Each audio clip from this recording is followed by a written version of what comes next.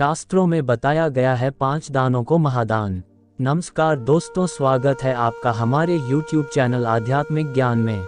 हिंदू धर्म में दान देने का बड़ा महत्व बताया गया है। ऐसा माना जाता है कि दान देने से व्यक्ति को पुण्य की प्राप्ति होती है और साथ ही इस लोक के बाद परलोक में भी कल्याण होता है।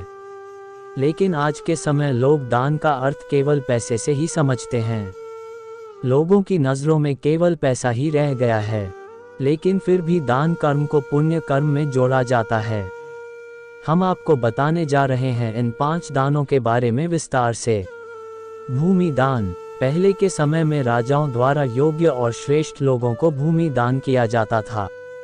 भगवान विष्णु ने बटुक ब्राह्मण का अवतार लेकर 3 पग में ही तीनों लोक नाप लिए थे। यदि सही प्रकार से इस दान को किया जाए तो इसका बहुत महत्व होता है। वहीं अगर आश्रम, विद्यालय, भवन, धर्मशाला, प्याऊ, गौशाला निर्माण आदि के लिए भूमि दान की जाए तो श्रेष्ठ रहता है। गोदान। सनातन संस्कृति में गौ दान को विशेष महत्व माना जाता है। इस दान के संबंध में कहा जाता है कि जो व्यक्ति गौदान करता है, इस लोक को बाद परलोक में भी उसका कल्याण होता है। दान करने वाले व्यक्ति और उसके पूर्वजों को जन्म मरण के चक्र से मुक्ति प्राप्त होती है।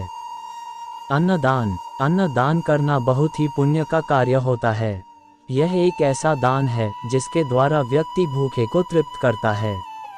यह दान भोजन की महत्वता को दर्शाता है। सभी प्रकार की सात्विक खाद्य सामग्रियां इसमें समाहित होती हैं। कन्यादान। कन्यादान को महादान कहा जाता है। सनातन धर्म में कन्यादान को सर्वोत्तम माना गया है। यह दान कन्या के माता पिता द्वारा उसके विवाह संस्कार पर किया जाता है। इस दान में माता पिता अपनी पुत्री का हाथ वर के हाथ में रखते हुए संकल्प लेते हैं और उसकी समस्त जिम्मेदारियां वर को सौंप देते हैं।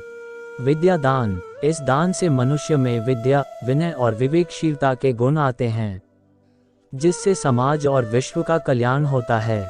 भारतीय संस्कृति में सदियों से गुरु शिष्य परंपरा में विद्या दान चला आ रहा है।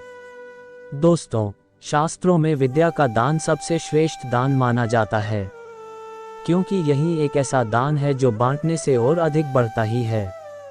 जानकारी अच्छी लगी हो तो चैनल को लाइक और सब्सक्राइब करें। धन्यवाद।